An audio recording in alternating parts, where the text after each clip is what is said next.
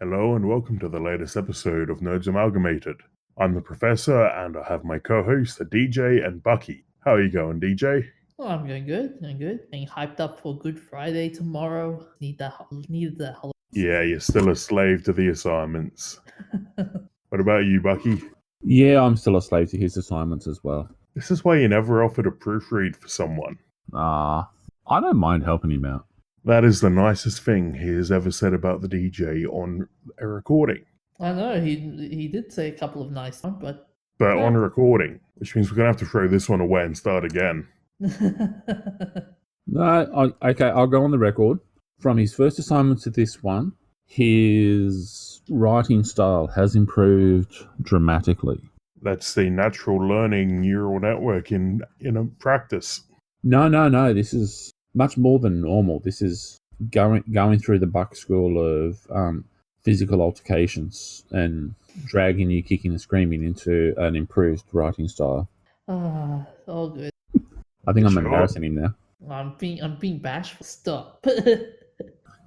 He said the same thing last night as well. Yeah, I think we're not doing it right. We're being too nice to him. Oh, last night it wasn't. He was telling me to stop when I was punching him in the arm. Anyway, on to saying nice things to animals. That's an awful segue, but I'm keeping it. Our first topic tonight is from the DJ about a Dr. Dolittle movie. So Robert Downey Jr., famous actor for playing so many roles, fictional and real life. Yeah, like that guy who was high on cocaine. Yeah. So as I was saying, so he's got a new character to add to his impressive resume as Dr. Dolittle in the movie The Voyage of Dr. Which is a remake of a remake. There is nothing new under the sun. Now, is it a remake of the remake or is it a remake of the original? Because I'm looking at the dress style and so forth, seems more in line with the old original rather than the Eddie Murphy abomination. True. It looks like, John Cena is playing Yoshi, a polar bear. There are a couple of... It's They got the genealogy wrong there. Yoshi is not a polar bear. I don't know. I remember there was that famous polar bear with the Japanese name. What was her name again? Yoshi is a dinosaur, DJ. No, I meant there was a polar bear with that very famous name. I think it was in Singapore. Was it? No, not Singapore. I know you said Japan before, and now it's Singapore. Yeah. There's somewhere in Asia there was a polar bear with a name. He died. The polar bear died recently. No, I'm not. Maybe Canute, I think it was. Well, that Canute and that's Yoshi. A very different name to Yoshi. You do know that's a Scandinavian name. Oh no, I'm saying there was an Asian. There was a polar bear with an Asian name in captivity. I think they had to put her down a couple of years back. I forgot. I don't know whether it was Canute or someone else. Well, yeah. Canute's not an Asian name. I think it's Inuka. Inuka. That's Indian, Native American name. Okay. Keep digging. I've been saying nice things about him, and look at what's happened. It's gone to his head. But besides the John Cena Yoshi the polar bear, it's pretty star-studded with the voices. So you got, for example, Ralph Fiennes playing as Barry the Tiger. A tiger, not the tiger. Oh, right. A tiger. My mistake. Yeah, I'm sure there's plenty of other tigers in the movie, but they aren't voiced by Ralph. You also have Selena Gomez as Betsy, a giraffe. Tom Holland as Jip, a dog. Can I just say how weird it is that Selena Gomez is going to be playing a giraffe when she's as close to having no neck as the guy out of the Rocky Horror Picture Show. Meatloaf? No, the guy who plays the part of the narrator. Oh, yes. If you ever go watch it with a group of the Die-Hard fans who do all the extra shout-outs and voiceovers, whenever he comes on, they always shout out, "Where's your neck?" She's got a very small neck to start with. Secondly, she's a tiny little person, yet she's playing a giraffe, doing the voice of a giraffe. Well, they've got Tom Holland playing a dog. That's a bit of a stretch. They've got Tom Holland playing a dog. He's a pile of dust. Oh. Who else do they have? They have Rami Malek as Chi-Chi, gorilla. He's Octavia, also not much of a gorilla. He's pretty weedy. Mm-hmm. Octavia Spencer as Dab Dab, a duck. What is with these names? Well, the original movie's from 1967. So, you know, the 60s. They were probably on LSD. But Well, I yeah, have to say, Marion Cotillard playing at Fox. Okay, I can't argue with that one. That one works. And Francis Delatour is playing Ginkgo who soars. But there is no animal associated with that character. Would that be the moth? There is a moth. You remember in the original movie, he was chasing after the giant pink Patagonian moth or something. I'll admit I don't remember seeing any of them. You got to go watch it. It's good. I always enjoy watching the original Doctor Who and Doctor Dolittle. That's a bit of a difference. Although the Doctor can talk to animals. And it's also it's both got the original style of special effects and so forth. And they didn't take themselves too serious with some of the stuff either. In the original Doctor Who, they were having fun. Yeah. so in this version, you reckon we'll see Robert Downey Jr. singing the walk with the animals, talk to the animals. I'm going to mute you right there. I don't know whether he can sing, but in the original, he wasn't really singing. It was more of we could walk with the animals and talk with the animals. It was just more of a poetry sort of reading to music, which he could do. Okay, so Robert Downey Jr. has sung with Sting. Oh, well, there you go. So apparently he must have some talent. Either that or lots of money and good drugs. Yeah. Yeah, his only album was called The Futurist. My favourite one here, though, is Craig Robinson as a mouse. This is the guy who plays Doug Judy in Brooklyn Nine-Nine. And I've so associated this guy's voice with Doug Judy, I don't think I'll be able to separate it for this movie. Oh, this guy! I've seen this guy. At Really? Pineapple Pontiac Express. Bandit. Oh yeah, I've seen him in a different show. It was the Pineapple Express. Funny. Actually, this is going to be very different to the original, because in the original, you didn't actually hear the animals talking back. It was just the one parrot, who in this one is going to be being voiced by Emma Thompson. So the parrot acted as the intermediary between Well, Dr. Dolittle and the animals? she taught Dr. Dolittle how to talk all the different languages of all the different animals. Okay. So when he spoke to the animals, you just had their normal, like, whatever noise they made. So if you're talking to a horse, the horse would just do its little standard noises or whatever, and he would have a conversation with it that way. Same with the dogs and the cats, which had the famous scene in the court where the cat was saying about how the judge was stealing an extra helping of pie for dinner the night before. Such a criminal. Mm-hmm. So, That's yeah, awesome. this is looking like it's going to be very different to the original. Yeah. I'm guessing it's going to have a bit of a Robert Downey Jr. Sherlock Holmes twist sort of feel to it in some ways. I think he's adaptable. I can see that happen. Yeah, and it's So they'll have it as period sort of style, but or maybe it'll be more modern. I don't know. They won't make it as stylish as the Guy Ritchie Sherlock Holmes, because the director for this one was famous for the movie Traffic. And so you're saying he's substandard? I'm saying he might do a different style to the Guy Ritchie style movie of period movie. Any opinions voiced by the DJ are opinions of the DJ only. Please do not sue us. All I'm saying is I think he'll do maybe like a document, like different, like in the movie Traffic, for example. Well, Robert Downey. Sorry, I was just going to say this is the same guy who did Teenage Mutant Ninja Turtles. And Lego Movie. Maybe they're all going to be Lego characters. Yeah. We could do with more Lego movies. Although I have to say, looking at some of the cast list here, they got other people in it, such as Michael Sheen and Antonio Banderas as well. Now that's got to be a bit of a interesting lineup for a movie, wouldn't you say? Do you Michael reckon we'll get a cameo from Puss in Boots from Shrek? Whoa, that's another twist. But I was just thinking, Michael Sheen and Robert Downey Jr., two guys who have been got serious history of drug abuse and partying hard. Then Antonio Banderas has a history of being a bit of a party animal as well. So we've got three of the party boy studs of their era all coming together in one movie. I can see the after party for this as being quite a blowout. I reckon with the voice actors for the animals, I reckon it's going to be the same sort of CGI we saw in the live action Lion King. Yeah, probably. Or maybe even the same as what they had in Teenage Mutant Ninja Turtles. Even the Michael Bay version. Well, no, the latest one, which Jonathan Liebsman was in. That would be very interesting. All right, well, we'd better move on to exploration of another faraway realm. Bucky has something to do with water on the moon. I wish I had something to do with water on the moon. But yeah, no, there's a couple of studies that are going on looking at water on the moon to aid in building a base and future exploration.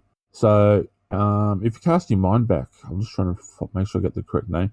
You remember Laddie, the NASA lunar orbital study unit that they had floating around up there for a little while? Is this related to the time they basically dropped the kinetic energy bomb onto the moon? I don't remember the kinetic energy, but they had a mass spectrometer and a lot of other sensor array data that was studying the atmosphere and so forth on the moon in orbit. So, You mean the LRO? LRO. That's the Lunar Reconnaissance Orbiter. No, I'm talking about LADEE. LADEE. Oh. Yeah, I'm thinking of a couple of years ago now, they used a kinetic energy weapon, basically, as a penetrator to a simulated meteorite. They wanted to use a solid chunk of copper to blow a crater into the moon and then study the dust that gets kicked up. Because they know what's in the copper, so they can analyze that and filter it out. Okay. No, well, this was I don't know. I don't know if that was on the LADEE spacecraft, but LADEE was 2013, 2014, and they've been going through all the different data, looking at known meteorite showers that struck the moon.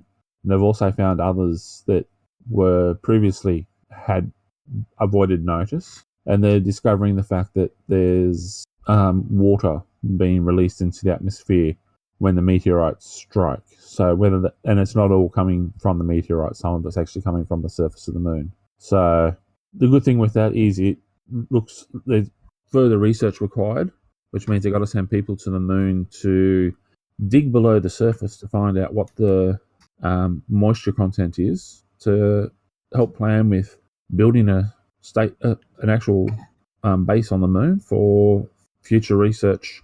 And yeah, it's easier to launch a interplanetary spaceship from the moon than it is from Earth. Yeah, I think I found the mission I'm thinking of. It was called LCROSS, the Lunar Crater Observation and Sensing Satellite, back in 2009.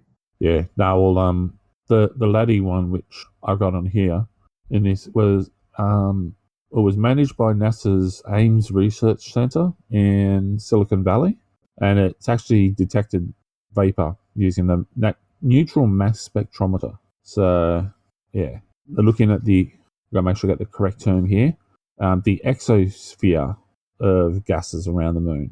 So, apparently the moon isn't dry and barren. It just hides its water. Kind of like myself. On the outside, it's maybe not necessarily all that appealing, but deep down it's all nice and soft and squishy. Yeah, keep the Tinder profile to yourself, mate. You're just jealous because I thought of it first. Bucky's best pickup line ever. Oh, no. I'm not going to tell what my best pickup line is. Yeah, he doesn't want to share it in case we beat him with it. Although it does put a new question into the whole thing. Was there life on other planets? I highly doubt there was ever life on the moon.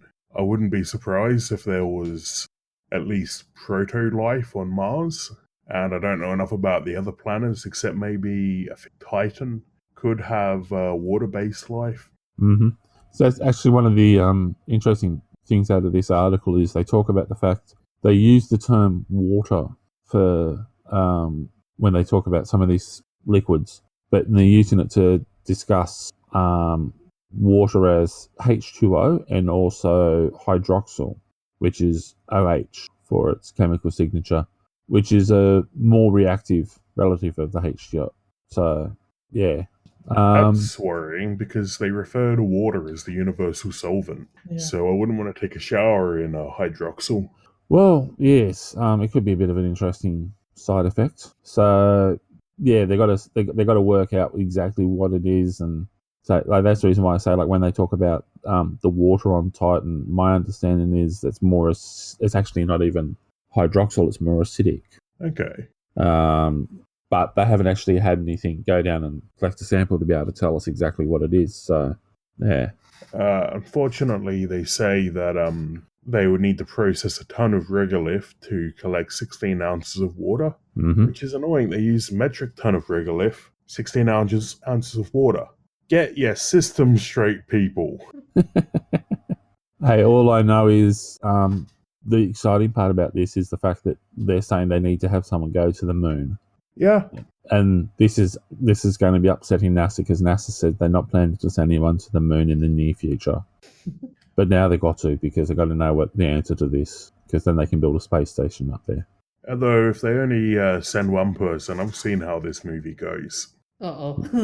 Well, it can't be just one person. By Duncan Jones. It can't be one person. It's got to be a team. Yeah. And then we can have the man on the moon, not the Martian. I just worked out. Hey. Okay, put this episode back. We've got to get a script written up. We're going to be millionaires. I just worked out what we can do with all the politicians we don't have any use for. We can send them to Mars. Well, sorry, who was it who wrote it? Arthur C. Clarke's Rama books. Well, Rama book, the others weren't written by him. The moon is the seat of interplanetary government. Mm-hmm. Because it's relatively easy to get to from anywhere in the for the majority of the population of the solar system, and the gravity isn't too strong, so if you come from a low gravity environment, you're not gonna be crushed. Mm-hmm. But yeah, that interesting point. But the thing I was aiming at was we could actually twiddle with the wires after we got all the politicians on board, and the spaceship goes the wrong way and goes to the sun. It's actually the kind of the plot of a movie that's coming out soon. I'm actually starting to read the original. It's an epic poem by, I think, a Swedish guy called Aniara, where a group of people on a spaceship who aren't really equipped for this sort of stuff get sent out, or accidentally thrown out of the solar system on a one-way trip because something goes wrong with the navigation system. Okay. Sounds similar to Space 1999. I can't say I've seen that one either. Space 1999. That was a late 70s, early 80s series where the moon explodes and there's Moonbase Alpha is cast out, so it's traveling as a giant asteroid or something through space. Yeah. Well, Aniara, apparently the movie just came out in I know it will come out next month in the US, so we could arrange to go and see that as a Nerds Amalgamated movie night. Sounds good. I wonder, though, if there's water on the moon, you can make... Well, it's an absolutely tiny amount, but you can make pretty much anything out of the materials on the moon. So I wonder what we could actually use it for. That would be worth the huge amount of energy to put together a mission to the moon and build stuff there. Well, as I said, due to the low gravity and reduced atmosphere, launching spaceships and having that as a spaceport is actually, it's easier to operate from there than it is to operate from anywhere else. Yeah. I wonder, though, if the density of of water in the regolith is high enough to be worth mining. Maybe not. But they've got to have fluid there for people to drink, so... I wonder what the monetary value of moon water will. More than we can Well, afford. The cost of shipping the back's not going to be making it very viable, especially when you can go grab yourself some asteroids that are just pure ice that are floating around. I wonder what space water tastes like. Will it taste better than the glacier water I had in Norway? Probably not, because anything like that you're going to have had filtered pretty seriously. So yeah, it's not going to really taste as much. It's probably not as pure as glacier water either. Probably not. In Well, it will be purer. It'll be a lot purer because the filtration will reduce it down to just pure H2O. True. The Whereas concentration glacier water would be all sorts of other inclusions. The concentration levels would be pretty. Yeah, I agree with Buck on. Crikey, I'm feeling scared now.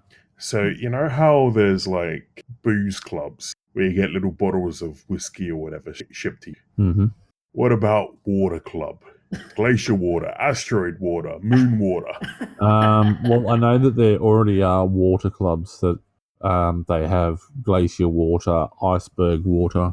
Like there's a Japanese company where buying bottled water from, like they have bottled water where it's like $600 or $6,000 a bottle.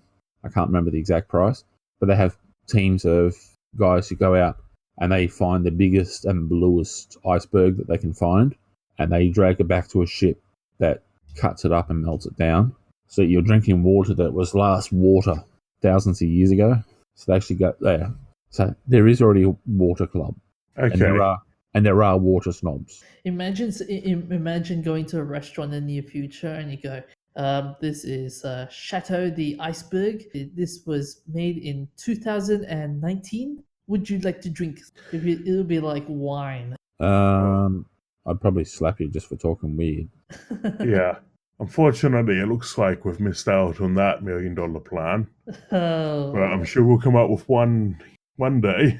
Mm-hmm. But, actually, I think it was Wilbur Smith wrote a book where they were talking about, or it might have been Clive Kloster, where they were talking about going up and snagging icebergs. And that was back in the 70s or 80s. They were talking about going up and snagging icebergs and turning it into bottled water because it'd be the purest water in the world. So, okay. Well, it turns out that Sega has lost their $1 million idea recently. They've had just in the last couple of days, their patent on the gameplay of Crazy Taxi expired. shucks. Nuts. Yeah, it's really interesting that they allow you to patent this sort of stuff. But the key elements, from what I understand of this patent they had, which you can find in our show notes, are the field that bounces civilians out of your way. It says here, permits characters to be present in a city and can prevent cruel images of collisions with characters. But that's And the also- whole fun point of it, was seeing, so you could run into people and see them go splatter across the windscreen, wasn't it? Hello, FBI. We already had that. It's called Grand Theft Auto. Yeah, but it's always fun to run over people. Because he also did the same in Driver and a number of other games as well. Yeah, there's enough games that implement this, actually. I think Driver San Francisco had this sort of thing, which makes me wonder what they did, because I don't think that was made by Sega, was it? I can't remember. Driver, that's made by Ubisoft. Yeah. So is it Sega or Sega? I think I've always pronounced it Sega. Yeah. Yeah. I call both. but- As I understand it, if you lived in Australia, you call it Sega. If you come from the UK or the US where they had actual TV ads for it, you call it Sega. And I've been watching too many foreigners on YouTube, so... Well, we had ads out here for the Sega Master System. Okay. And then there was the next generation Sega Dreamcast. But maybe they just figured, because we're Australian, we're not going to be pompous and so forth. They've got to go with our standard approach to everything, where we either shorten it or we're not going to go with it's the Sega Dreamcast. It's Leviosa, not Leviosa. Yes. Or as Kylie Minogue said, Australians are going to shorten the name of it. So when she had her perfume she released. Everywhere else in the world, it was Darling. In Australia, it was going to be Dal. I'll have a bottle of Dal, thanks. That's one of the most Aussie things we've ever heard of someone doing. And we loved her more and more for that. Yeah, so there's another element to this patent that is the navigation system with the arrows from the original Crazy Taxi. Apparently that was also covered under this. Okay. So does that mean that we're going to be able to have those same arrow controls now being used for Dance, Mega Dance in the arcade simulations? I don't know, but well, it doesn't seem like they've ever spent any time actually going after anyone that I can think of. Because I can think of a bunch of games that use the NPC dodge mechanic, but I've never heard of anyone actually being sued for it. Okay. It reminds Maybe. me of the patent against having loading screen minigames, which Well, was owned by, I think, Sega as well. But that expired a couple of years ago. Unfortunately, after we had all moved to SSDs and didn't need loading screen entertainment anymore. Loading games was actually owned by Namco Bandai, Right. and that's set to expire as well. Well, that was a couple of years ago, I thought. 2015. Yep, you're right. he'll catch up eventually. Yeah. And I like this quote from the patent. Game players can drive freely in places other than streets which are in the town. In a case that the free drive in the town is enabled, the game players might collide with people in the virtual space, but images of hitting people must be avoided, because recently it is strongly required to avoid cruel game images. That's just, I remember the context of that from 1998, I think, yep. So the application filed in 1998, and all of the extremely gory games that came out in 1998. Wait, there were a couple of other like driving games which were similar to that mechanic, but weren't gory. Like for example, Midtown Man. I think that came of a wrong game. I don't know, you're the one telling the story. Midtown Man. Oh, that came out 1999. The demo. Okay. Well, anyway, the most interesting part of this is that the patent was seems to have originally been filed for a motorbike racing game. Okay. Because the whole patent refers to the motorbike, and there are images of a sort of arcade machine motorbike that you can sit on and play. I think I remember that game. Yeah, I feel like I've seen it in an arcade somewhere, but I haven't been in one in a long, long time. The legal wording is really janky. In the race game apparatuses of one kind, one main road extended from a point A to a point B is set, and game players compete in times they take to arrive at the point B from the point A. I assume like some of that's a bit of English. The rest is probably legal requirements. Mm-hmm. But it's a fun summary to read. Does that mean you can now incorporate this into your game? I don't know. I'm not a patent lawyer, but I assume so. Now, if only I was making a racing game. Well, you could employ similar. Like I know when I was watching an interview with the guys who were behind what's the one from E3, the motorbike that we were looking at last year, the PS4. Days Gone. Days Gone, yeah. They spent a lot of time where they were working on the mechanics for the motorbike so that you would enjoy you would fall in love with the bike and the mechanics of riding the bike and updating the bike and so forth and making it your own. So they had to work on the mechanics of the bike, but then they also went and changed the mechanics of the world. So there you go. You could have a game where you're racing around on a motorbike or in a car and make it an open world scenario similar to Assassin's Creed or Skyrim. I'm making a side-scrolling beat-em-up, so probably not. Wasn't there a similar game as what you described? But is that a game called Midnight Express? That's the one. Yeah, played that. That was fun. But that was not Midnight Express. That was more car racing. Oh, you got motorbike as well. Midnight Club. Yeah, Midnight Club Express. That was car racing. They had a few different ones because you had the Midnight Express Dub Edition, which had some really nice cars in it. And you could modify your cars and so forth. So, but yeah, Yeah, I think as my memory serves me right, yeah, the first one you can ride with a motorcycle, and Dub, I think, yeah, they just went down to cars. Yeah, but that was a good concept. went down to cars. Yeah, it was yeah, it was there's ability to customize player's vehicle over with the exception of all Class A's except models. It's been, like I said, it's been a while since I last played the Midnight Club Except games. motorcycles. So you've literally just spent the last 5 minutes talking about motorcycles in a game that doesn't have motorcycles. Oh, it did have motorcycles. Midnight Club. Wait, you just said everything except motorcycles. That's for when you modify it. Okay.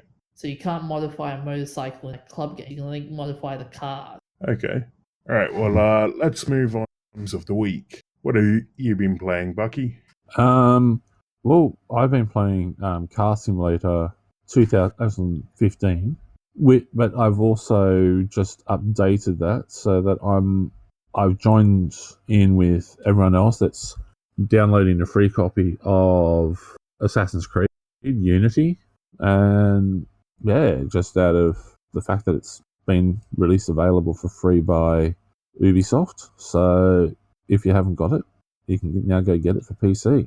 And the hopes are that people will donate a bit of money to help the rebuilding of Notre Dame. So, how is Car Mechanic Simulator, though? I think we've covered this before, haven't we? We have. It's a game I go back to every now and again because it's fun to sit there and just work on a car and play around with it that way. And it's a lot less messy than going out and tearing my car apart. I was going to say, I've got a friend who gets paid for that, but I guess the mess factor is something to consider. I enjoy working on cars and that sort of stuff. It's just more a matter of having the time and space and equipment. So yeah, but yeah, you get to you work on cars and you have your mechanics workshop and you build up your experience and you get more and more advanced capabilities and options to do on cars. And you can strip cars down so you're taking away pretty much all of the engine block by component, and same with the steering and or the drive system. That's fun. Have you ever played My Summer Car? I don't think so. It's a drunk Finnish guy building a rally car simulator. Okay, well, I played one with a drunk Swedish guy, not a drunk Finnish guy. Okay. But the drunk Swedish guy was sitting next to me in the room at the time, though, which is a lot of fun because the drunker he got, the harder it was to understand him. Might have been the fact that the drunker he got, the less he could speak English. Yeah, so in My Summer Car, you play as a guy who is trying to build a rally car, and you can turn on survival mode, so you have to eat and drink and manage going to the shops to buy food. Okay. But you start the game with a garage full of parts and a car body, and you have to assemble it. I tried to do it without any knowledge of cars. Well, beyond the basics, of course. I ended up starving to death outside the front door of the shop, though. I was literally climbing the stairs to the shop when I kneeled over and died. Yeah, well, I have to admit, I do love the Finnish culture with regards to rally driving and rally cars. They actually have competitions where there's actually a price limit on the amount that you can spend on cars. They're all going to be worth, I think it was like €1,500 or $1,500. And at the end of the race, anyone is allowed to come up to you and say, I want to buy your car, and you must sell the car and go build yourself a new one. Yeah, I've heard of that. Actually, rally advertisements were pretty much the first thing I saw coming across the Norway-Finland border. Mm-hmm. They like their cars there. There's not much else to do except get drunk and drown in a lake. Mm-hmm. Oh, and you can only do that in summer because in winter that lake is going to be solid. Yeah. There's a reason Hydraulic Press Channel play with explosives so much. You got nothing else to do, might as well have some fun. That's it. And I always keep telling people I've got Scandinavian blood in me because I know it from my family heritage, but I reckon I'd fit in quite well up there. All right, so what have you been playing, DJ? I've been playing Apex Legends, and Still. Oh, dude, I've been getting more kills to a point where I'm averaging about 1 or 2 kills per match. You're actually getting kills now? Oh yeah. My favorite weapon for matches now is the shotgun. I think my favorite one is the EVA9 Auto. Sounds like we're going to have to do another games night soon, and you're going to have to carry us. Because every match that I've got on tape here that I'm editing, we do terribly. But that's because we're not playing on console. We're playing on PC. Master Race, peasant. Crow. Right. Before we have to kill the DJ, I've been playing Age of Empires 2 HD. Talk about peasant. Yeah, can't play that on a console, can you? Can you, DJ? I got together with a group of friends the other night, and we played a couple of custom game modes. Some of them are horrifically unbalanced, but the one we spent the most time playing was called... I can't remember now, actually. Really? Yeah. That sounds so cool. You bastard. My parents were married, thank you very much. But by the way, Professor, you were saying can't play that on a console? You can. Yeah. Can't play the modded games on a console. Age of Empire 2. Can you even play the HD edition on a console, though? I think so. Really? Consoles have come a long way in the last few years, man. Yeah, but can I walk into EB Games and buy Age of Empires 2 HD on a console? I don't know. I haven't been into EB Games for a while. Yeah, me too. Would you like to be the guinea pig? We might have to contact our our expert next time we talk to her and see what she says. Yeah, so we played the mode that has you start with 4 castles. Hello, hang on. Age of Empires 2 platforms. Whoa, hang on. This is got HD edition though. This is HD. It platforms Microsoft Windows, Mac OS. So you can even play it on Apple. That's still technically a PC. PlayStation 2. Yeah, but that's not HD. That's using shitty console graphics. Yeah, but this is for Age of Empires 2, the Age of Kings. I'm pretty sure that the HD edition, because the PS4 has got some ridiculously high graphic capabilities. So I think you might be going to regret this one. Keep your peasantry away from me. You are tainting this podcast. But anyway, the mode we were playing, you start with 4 castles and can only produce your nation's castle unit. Mm-hmm. And every certain number of kills, you unlock rewards, and you can bank... Well, certain kill milestones earn you monks, who are currency in this mode, and you spend your monks on buying upgrades to your units. And one of my favorites is the blow up everything in the center of the map option.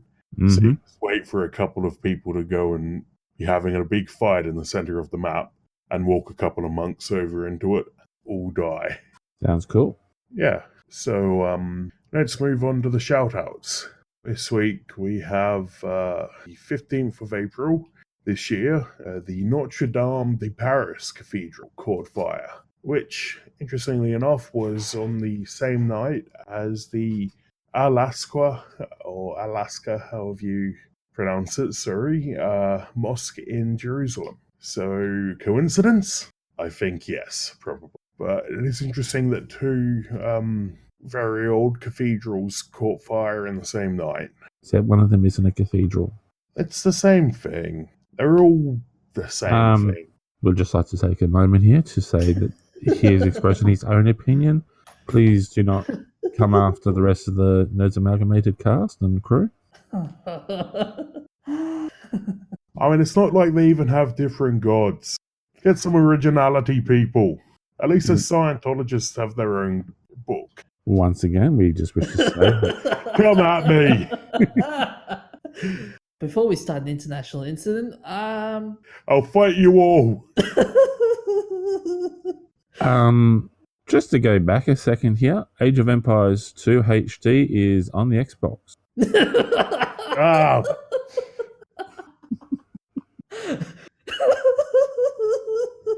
I will end you both.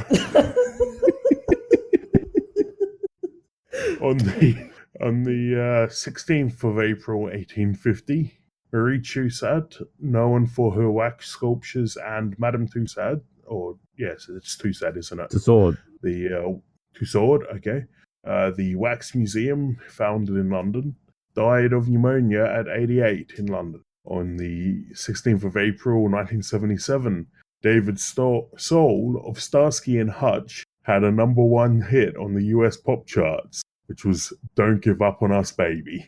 On the 16th of April this year, Monty Python's Life of Brian turned 40. And He's not the Messiah, he's just a very naughty boy. that movie's so good. Mm-hmm. Yes. Famous for one of the greatest scenes of sniggering with Pontius Pilate and his friend Biggus Dickus. I love that the story goes that the guards in that scene were told, if you laugh, you won't get paid. So they're genuinely there trying not to laugh at the antics going on around them. Mm-hmm. But also on the 16th of April, an Israeli university, Tel Aviv University School of Molecular Cell Biology and Biotechnology, announced that they've managed to 3D print a heart from human cells. It's only a little thing, really, in the photo they've put out. Just a cute little thing. Mm-hmm. Well, you realise your heart in real life is only about the size of your fist. Yeah, this And your one's brain. the size of a rabbit's heart. Yeah. You could. Hey, you know how they have in China? They have those key rings where you have fish in a plastic bag. Oh yeah, the little tortoises thing. Yeah. Yeah, or tortoises, fish, all sorts of things. Here you go. The Israelis are going, well, we're going to see you and go one better. We're going to give you a heart in a plastic cube as a key ring. So, this week's remembrances, we have on the 14th of April, Gene Wolfe, the American science fiction and fantasy writer, who was famous for his Book of the New Sun series, died of cardiovascular disease at 87 in Peoria, Illinois. And on the 15th of April 2019, Winston L. Shelton, the American inventor, electrical engineer, and entrepreneur, who was awarded 76 US patents as an individual or as part of a team, with many corresponding patents, including home washing machines, preparation of food in quick service restaurant industry, and fine dining. His technologies developed while he was at General Electric is still in use after more than 50 years, and he invented the Collectromatic, the first pressurized fryer that did not require interrupting production to filter shortening while cooking, and controlled vapor technology, a cooking method using water vapor. That sounds like a fun one to try to do in my kitchen. I'm thinking that's just steaming your food. Yeah, but presumably this is going to be under pressure of some sort. Mum and Dad, if you're listening to this, I'm not going to blow up the house. Yeah. On the 16th of April 1958, we have Rosalind Elsie Franklin, the English chemist and X-ray crystallographer who is central to understanding the molecular structure of DNA, RNA, viruses, coal, and graphite. She was working on the X-ray diffraction of DNA, which discovered the double helix shape, and the Nobel Prize went to, not her, the Nobel Prize in Physiology or Medicine, 1962, went to James Watson, Francis Crick, and Maurice Wilkins. Watson said that Franklin would have possibly gotten a Nobel Prize in Chemistry along with Wilkins, but there was no rule against posthumous awards. But even so, they didn't make posthumous nominations. She died of bronchopneumonia, secondary carcinomatosis, and ovarian cancer at 37 in Chelsea, London. The 17th of April, 1790. Benjamin Franklin, famous for doing just about everything, including holding a kite in a storm, bifocal glasses, and the Franklin stove. Mm-hmm. He founded the library company Philadelphia's first fire department and the University of Pennsylvania. And he was probably the most famous of America's founding fathers. You got to wonder, with the flying the kite in the storm, was that actually originally just, was he doing it for science, or was it just because he was a bit of a booze hound and party animal? Was it he just got bored and thought, this wind in this storm is looking so good. I wonder how high I can get my kite and how big a kite I can fly. And then because it was getting so strong, he thought, I need to add some weight. And because they had really big, huge, heavy keys, he thought, I need to give it some weight on the bottom. So I'm going to put a key to weight it down on this side here. And then he got struck by lightning and he was like, crikey, I've discovered electricity. Honestly, I think we've all been there where at some point during a storm we've thought, let's go fly a kite. I do whenever I get really good winds down here with storms. I want to go out and fly a kite. Yeah, last time I flew a kite, bat got caught in the string, so... Ouch. Yeah, it got free before it flew down and killed me, though. But somewhere out there's a vampire who's had a rather bad day. Anyway, Benjamin Franklin died of pleurisy at 84 in Philadelphia. On the 17th of April 2016, Doris Roberts, who was an actress in The Honeymoon Killers, Little Murders, Hester Street, and many, many others. Including Everyone Loves Raymond. Yes, Everyone Loves Raymond. And was also in one of the Medea films. Have you guys ever seen any of them? I've actually seen. Looking at the list here, there's actually quite a number of them I have seen. Okay. So I hear about them, but I've never actually seen one. Anyway, she died of a stroke at 90 in Los Angeles, California. On the 17th of April this year, Kazuhiko Kato, known by the pen name Monkey Punch, who was a Japanese manga artist, actually professor of manga animation at Otome University. I didn't know that was something you could be a professor for. Oh yeah. This guy's very legendary. He's famous for his series Lupin the Third. Pretty good series to check out. Mm-hmm. He died of pneumonia at 81 in Sakura, Chiba on April 11th. Actually, we've got a typo in the show notes there, DJ. Oh no, it's not a typo. So it's basically he died on 11th, but they announced his death on a couple of days ago. Okay, so famous birthdays. The 16th of April 1952, Billy West, who is surprisingly old. He played in Ren and Stimpy, Doug, and was about half the characters in Futurama. Yes, I don't know how I lost that there for a moment. He was also the voice of Buzz, the bee from the Honey Nut Cheerios ad. Yes, and is the current voice of the Red M&M. That guy's got such a range. I had no idea he was that old. Well, that's like what was it, Mel Blanc? I don't know if you remember him. Oh yeah, I know the name. He used to do the voice for most of the Warner Brothers characters. Oh yeah. So he used to do Bugs Bunny, Daffy Duck, Porky Pig. Ended up doing adverts for American Express in his later years, and would have an entire conversation with himself doing all the different characters. And man, it was fun to watch. Yep. Now, looks like we've just lost the DJ again. Oh no, he's back. So, on the 17th of April, 1962, we have 1972. Yes, we have Jennifer Garner, who was in Pearl Harbor, and was Sydney Bristow in Alias. There goes the DJ again. Now, I found out today that Alias was written by J.J. Abrams, who actually got Kevin Mitnick, the famous computer hacker, in as a cameo as I think a CIA agent. I've just been reading Kevin's autobiography. Yeah, there was a few bits and pieces, like some of the people they actually had that appeared in Alias. There were actually a few cameo appearances of people who were CIA operatives and NSA analysts and so forth. It was one of the things they love to try and do. It was kind of like spot the spy.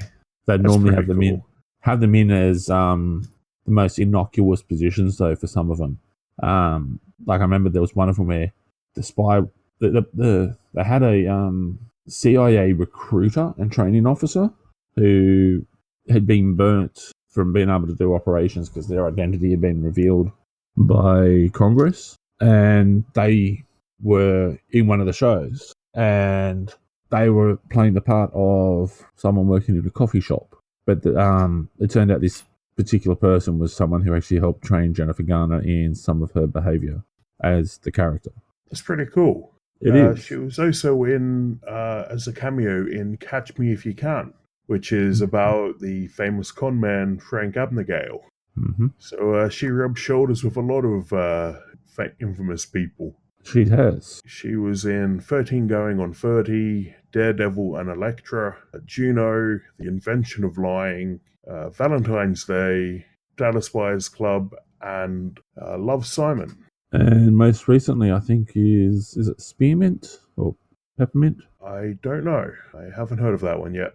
It's out this year, or last year. She's the wife of a man who's gunned down, and she goes and gets revenge. Okay, so our next birthday is the Peppermint. Sorry, Peppermint. Okay, our next birthday is the 17th of April, 1959. Sean Bean, or Sean Bean, or Sean Bon, depending on how you argue the pronunciation should go. The English actor famous for never living through a movie. Or series. Yeah, even in The Martian, his career was completely killed. He's famous for The Lord of the Rings, GoldenEye, and most recently Game of Thrones, and the games Elder Scrolls Oblivion, Sid Meier's Civilization 6, and saw him in something, Hitman 2. He's one of the elusive targets. He's called the Immortal, and the backstory is that he's survived all these other assassination attempts. So the only one who can get the job done is Agent 7. Mm-hmm. Although I have to say, I loved his role in Ronin back in 1998, in which he's playing the part of a guy who's supposedly been part of the SAS, and he goes absolutely crazy after first little bit of action. Okay. I take it you haven't seen that one yet. No, I haven't. I was assuming by the name it was going to be about a Japanese? samurai.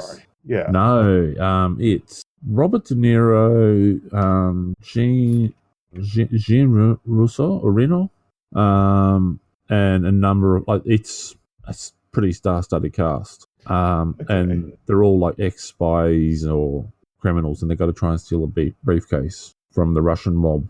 So yeah, definitely something to watch. He doesn't get shot in that one, but he's told he has to forget that he's ever heard the names. So he didn't make it to the end of that movie either. Yeah.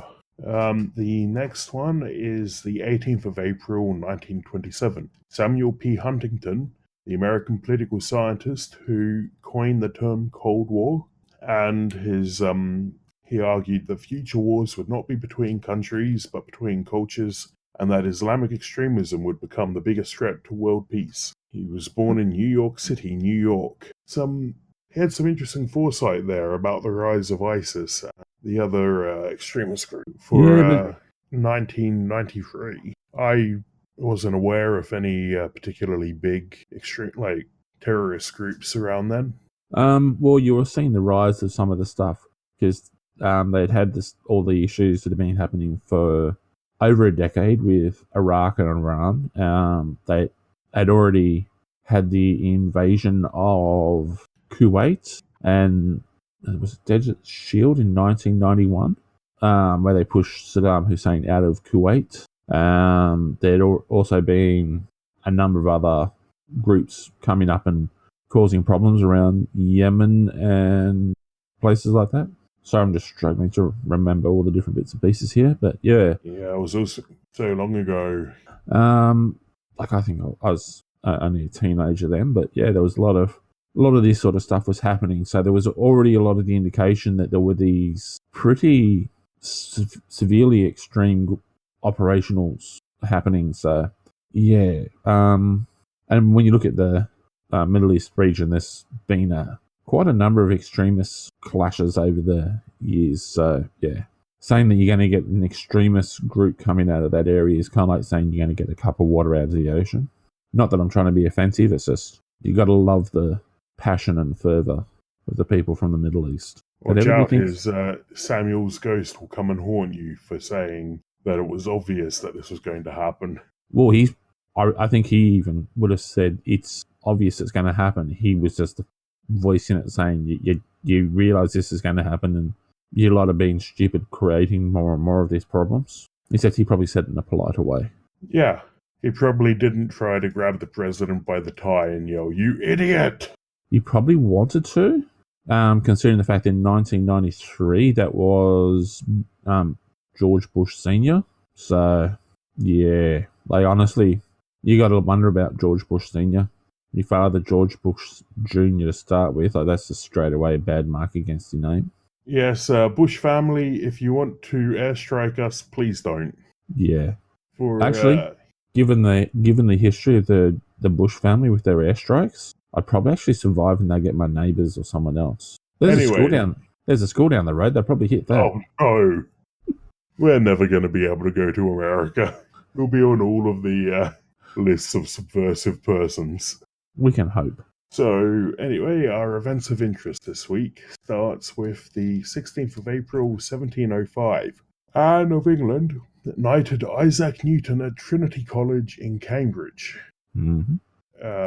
On 16th of April, 1943, Albert Hoffman accidentally discovers the effects of LSD, intentionally takes the drug 3 days later on April 19th.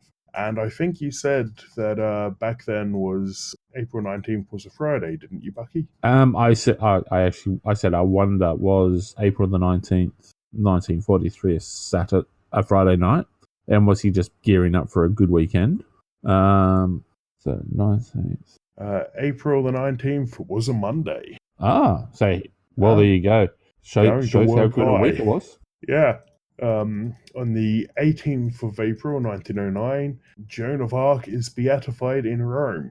And on the 18th of April 1983, Alice Walker becomes the first woman of color to win the Pulitzer Prize for fiction for her book The Color Purple. And which was made into a movie which gave us Oprah and what's her name? Whoopi Goldberg. Yep. So Oprah Winfrey and Whoopi Goldberg.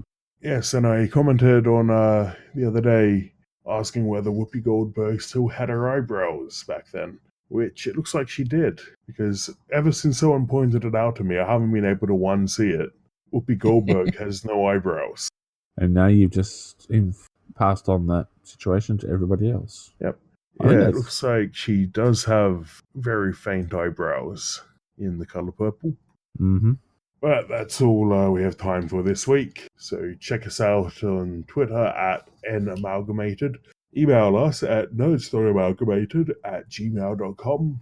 Harass us on Facebook or listen to us on Stitcher, Spotify, iTunes, or the That's Not Canon.com website, along with all of our podcasting friends from the That's Not Canon family. Mm-hmm.